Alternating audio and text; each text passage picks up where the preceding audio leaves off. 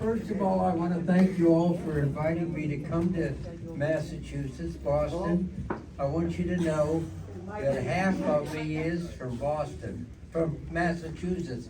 My mother was born and raised in Springfield. My father went to Springfield College and graduated. My uncle was one of the financial men for the Springfield hockey team. My other uncle owned an Atlantic gas station. Bring the mic a little closer. How's that? Atlantic gas station. And my grandma had the greatest house of gravy, the greatest German food I ever ate. So I got to know Springfield. Fortunately, about 3 years ago, I met a young man who came to North Carolina, Brevard, to give a talk about a book called The Rifle. And the people at the Historic Museum asked me if I would like to meet Andy, and I said, without a doubt. So I had a chance to spend about 10 minutes with Andy, maybe 15, 10 before he talked and 5 after he talked. 2 days later, I got a phone call, and the people from the museum said, "Are you going to be home?" And I said, "Yes." Said, "Don't leave, you're getting a phone call." "Who's calling?" "You're getting a phone call, that's all we're telling you."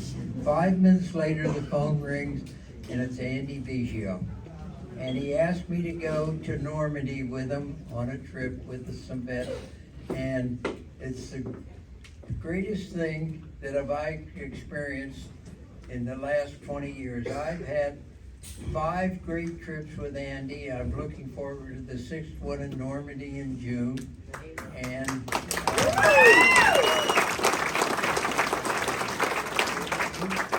you know a person that bleeds red, white, and blue, it's Andy.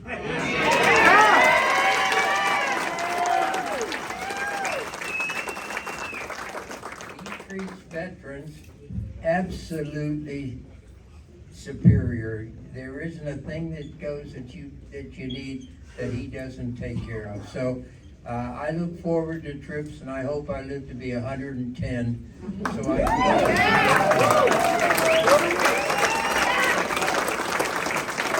Also, Andy said that I was single. Are there any 107-year-old ladies? Qualifications, you have to be 107, you have to have a lot of money, you have to spell my last name and put it on the will, and then we'll go from there.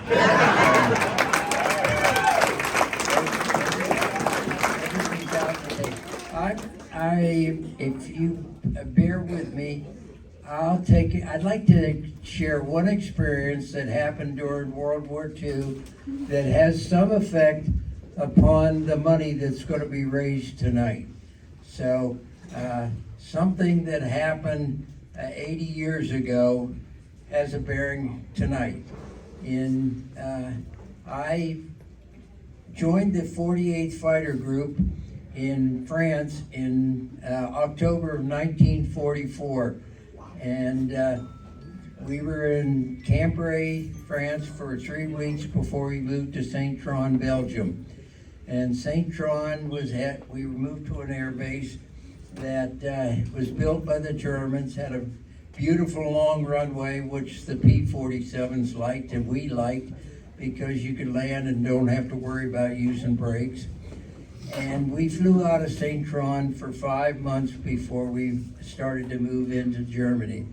On December 17th, without knowing that it was the actual first day of the Battle of the Bulge, I woke up and it was the coldest day that I had ever experienced in my life. It was like 15 degrees below zero. There was snow all over the ground.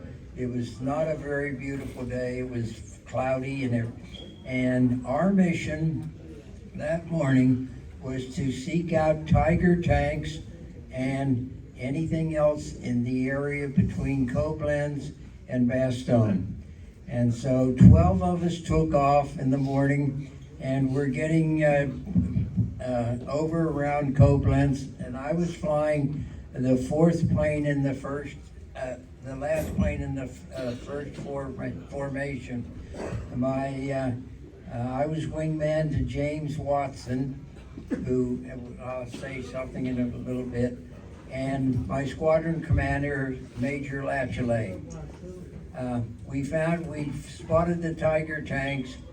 We got ready, made our bomb run. As we came off the bomb run, I was the fourth one off the bomb run, came up and maybe at 1,000 feet, and I looked to my right, and there was a German one in ME-109, and I could see him firing at my squadron commander, so I called him. There was a bandit, and he said, "Yes, I know." And then at that moment, the 109 turned, and I saw the 20 millimeter cannon blink. The next thing I knew, there was a very loud pop and black oil all over my windshield. I could not see anything. The engine immediately started to sputter. I threw open the canopy. I called my squadron commander and told him I was hit, and I was going to take the plane as far as I could take it. I probably would have to ground it because I was too low to jump. So I started west, and maybe 5 minutes goes by, I don't know the exact time, and the engine's chugging along. I look to the right, and there's an ME-109. Look to the left, and there's a ME-109.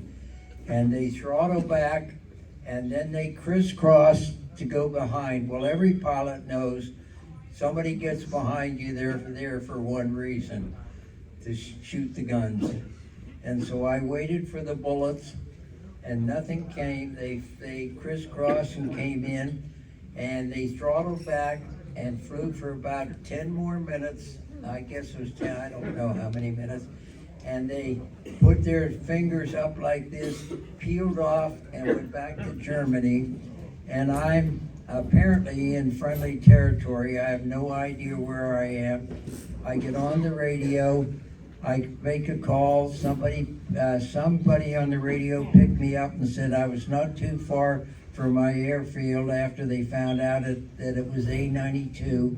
So I headed towards A-92, and just as I got ready to land the plane on the runway, I got there about maybe 100 feet from the runway. The engine quit, and I was able to reach the end of the runway and landed with no power.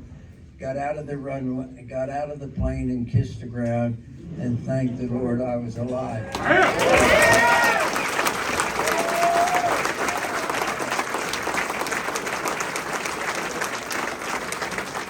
The next day I found out that the engine had 8 cylinders out of the 18 destroyed. The engine flew on 10 cylinders, and to this day, I thank Pratt & Whitney for making such a engine. I have a chance about every 1 or 2 months to go over to their new factory and talk with the lady that runs their military engine, their military things that they sell, and we talk about how well that Pratt & Whitney R28 engine was. During that day, not only did I lose the man that I flew wing for, Jim Watson. He got shot down shortly after I got hit. But I lost my first roommate. He was hit during that battle. He bailed out, was captured by the SS, was interred, and then shot. He was killed by the SS. They interred him, got all the information or anything, and then they killed him. I have been able to go back to his site where he crashed. He was buried originally in Belgium, but the family has since taken him back to California, where he was. During the latter part of the Battle of the Bulge, my second roommate got hit by flak, and he jumped out, bailed out, and died when he landed. They found I was able to get to his site, and the people that live in the area gave me some things from his plane. I have a piece of his oil gauge, and it has the serial number, which is the same serial number of Ted's plane. I've since been able to go to where Ted's buried. He's in the American Cemetery in Holland, and thanks to Andy, they located the cemetery. They took me there, and much to my surprise, I was walking by and I saw this cross, Theodore Smith, Washington, state of Washington, 48th Fighter Group, and it really threw me for a loop. But everything that I do now is, and this has gone on since I turned to be 100, is in the memory of my two roommates that I lost, and we were very close. 7 of us lived, and we had the best poker group you ever saw. And nobody ever borrowed money. If you ran out of money, you didn't borrow anything until the game got to 4, and then we stopped. But every night we played poker, and if you can find 7 guys that lived in a room and not one guy drank beer or whiskey, now believe that. It's not true. I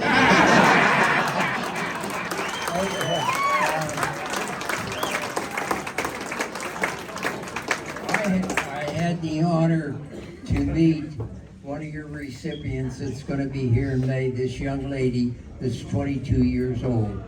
I met her last weekend, and she is a doll. She is absolutely a beautiful young lady, and she's got the greatest outlook. So when she learns what you people are going to do for her, she's going to win your heart, believe me. When you see her, you're going to fall in love with her. She's just a beautiful lady. I do not know the second recipient. We love you all, Ed. I'm happy. I'm going to be back here on May the 19th. Is it, Andy? Yes, sir. I'm